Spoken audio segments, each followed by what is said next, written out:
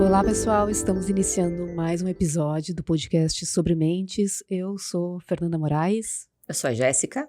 E hoje nós vamos conversar sobre um assunto que cedo ou tarde atravessa a vida de todos nós, que é a nossa relação com o espelho, com a imagem. E isso é algo que, né, não se escolhe gênero, idade, classe social, desde a primeira infância até a velhice, a forma como a gente se vê e a forma como a gente se sente no próprio corpo, ela impacta no nosso humor, nas nossas relações, nas nossas escolhas, no nosso bem-estar. É mesmo, Fê. Então, a autoimagem, gente, é a percepção que nós temos sobre o nosso corpo, sobre a nossa aparência. E ela é moldada desde a nossa infância, ela é moldada pela cultura, pelas mídias, redes sociais. E a gente sabe que toda hora isso está mudando. E o que também a gente quer conversar é que quanto a busca, né, por beleza, muitas vezes mascarada por autocuidado, ela pode se transformar em sofrimento, em autocobrança, em insegurança, porque aquele eu me cuido porque me amo, muitas vezes pode estar por trás, né, uma voz dizendo: se eu não estiver perfeita, ninguém vai me querer.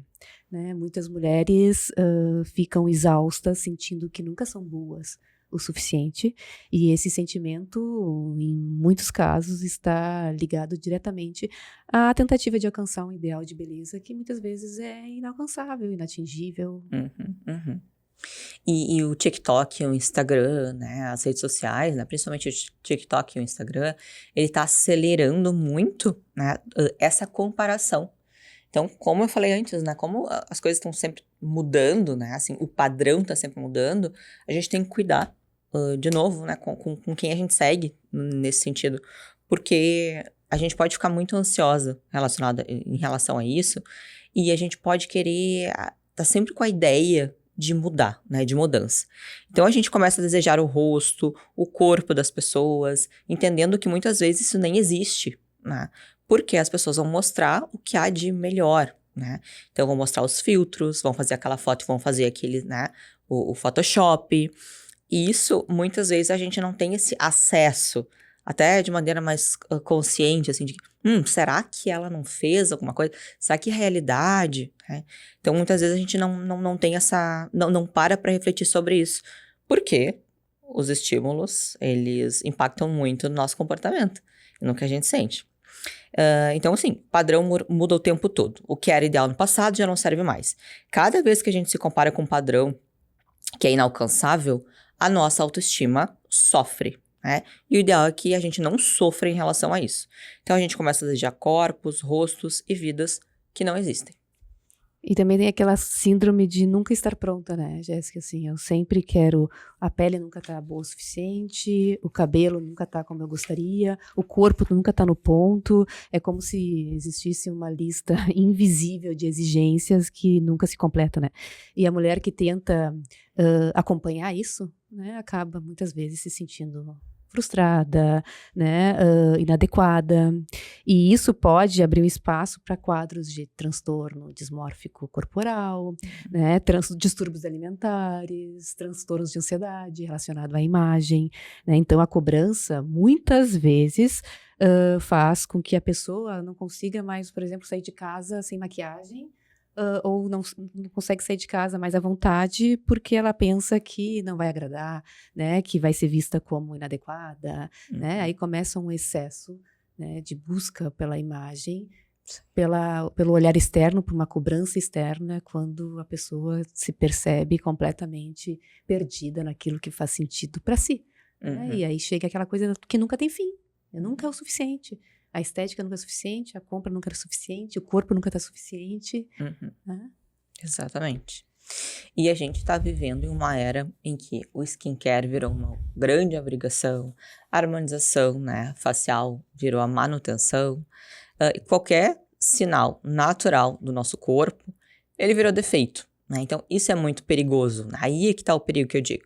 Então, muitas vezes, o que parece autocuidado é, na verdade, autocobrança disfarçada. Então, a gente tem que ter esse balanceamento, né? A gente tem que parar para entender se existe um equilíbrio ou não, e eu sei que muitas vezes é difícil, A gente sabe, a gente ter essa resposta, por isso que é importante a gente ler sobre isso, é importante fazer terapia, levar para terapia isso, conversar com pessoas que entendam sobre isso, que sabe que vai ter um papo bom sobre isso, para não ficar naquela coisa de estar pesando muito para um lado, que é da autocobrança, a pressão. E muito do que a gente está trazendo aqui, né? Essa pressão social. Uhum.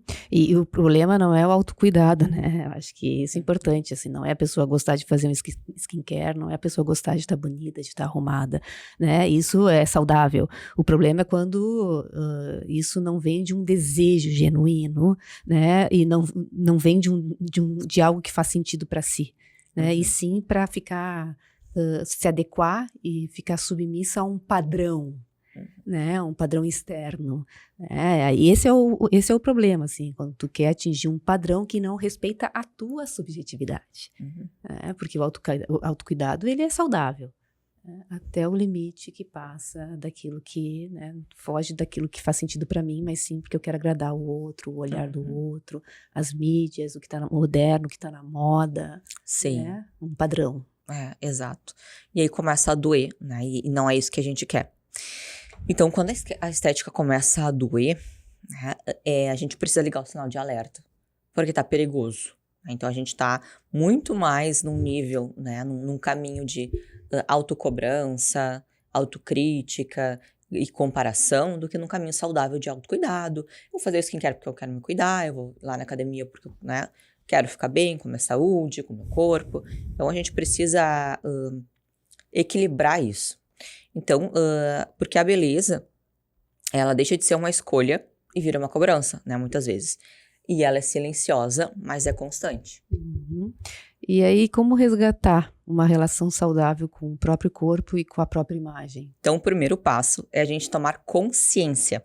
Perceber de onde vêm essas exigências, né? Se é o seu desejo, se não é, se é o desejo do outro, do algoritmo, da cultura, do que aquilo que daqui a pouco foi estabelecido desde a infância, né, do que era melhor, que tem que estar sempre bem, porque Deus o livre, se não estiver impecável. Então, o primeiro passo é tomar essa consciência. Talvez também, né, Jéssica, é se tratar com maior autocompaixão, né? É falar com você como você falaria com uma amiga. Se uma amiga hoje dissesse pra ti, eu não tô me sentindo bonita, tu responderia com dureza, com crítica ou com acolhimento, né? É a gente poder se olhar de uma forma mais gentil, né? E entender que o amor próprio não é a gente se achar linda o tempo todo, né? É conseguir se acolher nos dias que também são difíceis, nos dias que a gente também não tá bem, né? Poder ter esse acolhimento, essa gentileza, né, conosco. Exato, por isso que é tão importante até a gente aprender a ser autocompassivo, justamente para esses momentos difíceis.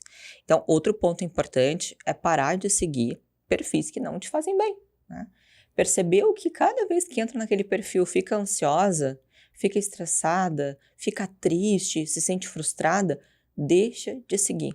Nem que tu tenha que ir lá, entrar, depois pesquisar o nome da pessoa, mas deixa de seguir, né? Porque é perigoso, a gente tem que evitar, a gente tem que facilitar a nossa vida.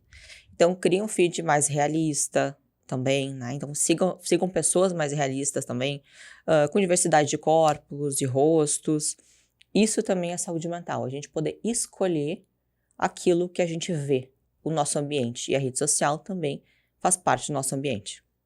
E também é muito importante buscar ajuda psicológica quando tu perceber que a forma como tu te enxerga começa a atrapalhar a tua vida, os teus relacionamentos, as tuas interações sociais, né? Porque muitas vezes as mulheres só percebem o impacto da autoimagem quando começam a evitar encontros, deixam de ir em eventos sociais, se afastam do parceiro, da parceira por vergonha do próprio corpo, né? E a terapia, ela vai ajudar a investigar essas raízes, né, emocionais e construir uma identidade que não dependa exclusivamente da aparência. Exato, e agora a Fê falou, eu lembrei, deixa de ir na praia, né? Eu já vi pacientes falando, deixa de ir na praia, ou coloco só uma camisetão grande, sendo que eu queria estar ali curtindo com meu maiô, curtindo meu biquíni.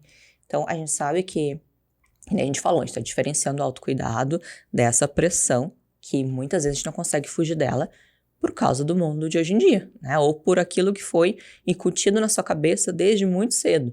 A gente sabe que é difícil, por isso que é importante a gente né, fazer o que a Fê disse, muitas vezes buscar a psicoterapia, porque só lá que a gente vai ver um caminho, né, Fê? Só lá que a gente vai conseguir ser acolhido de fato e entender por que eu tô nesse caminho. Por que eu tô todo dia me chibateando ali? Dizendo que eu sou horrível, que não tem jeito, e a gente sabe que isso vem num tom muito crítico, muito pesado, né? Por mais que não pareça, e a gente não quer que pareça, ou a gente normalize, é pesado. E a gente tem que entender que a gente tá fazendo isso com a nossa criança interna. E garanto que não é assim que você trataria uma amiga, como a Fê disse. Então, retomando, né, gente? Consciência, entender de onde vem essa cobrança, se é desejo seu ou um padrão. Diversificar o seu Instagram, né? Seguir perfis reais, sem corpos, né? Com corpos diversos, sem corpos perfeitos, sem um monte de filtro, tá? Praticar autocompaixão. Então, trate o seu corpo com carinho, mesmo naqueles dias ruins, principalmente naqueles dias ruins. Então, é importante a gente aprender a se cuidar com carinho e com amor, justamente para esses dias difíceis, para esses dias ruins, que a gente acorda se sentindo mal, e aí a primeira coisa, abre a rede social e tá lá. A blogueira que teve 3 filhos está com a barriga chapada. Tá? Então, a gente tem que cuidar disso. Então, se a busca, né, por beleza tá te machucando, talvez seja a hora de olhar com mais carinho para dentro de ti, porque eu percebo, né, pelo menos eu vejo dessa forma, que o caminho para se sentir bonita de verdade, ele passa muito mais pela aceitação do que pela correção. Uhum. Com certeza, Fê, com certeza. E a beleza é uma construção, né? Então a gente vai construindo através daquilo que a gente vai fazendo, assim, dos nossos valores também, das relações que a gente tem e tudo mais. Então, e ela muda, mas o que não pode mudar é o nosso valor, o valor que a gente se dá, tá? Então esse precisa estar firme, mesmo que o espelho não seja tão gentil com a gente, tá? Acho que era isso, Jéssica, pelo menos das minhas contribuições. Isso aí. Então, se esse episódio, né, fez sentido pra você, manda, né, para aquela pessoa que tá precisando ouvir isso, que com certeza, né, ela vai ser ajudada nesse momento. E não é sobre abandonar o cuidado, mas sobre redefinir o que é cuidado de verdade para você. A gente se encontra no próximo episódio e até mais. Até o próximo episódio, até mais.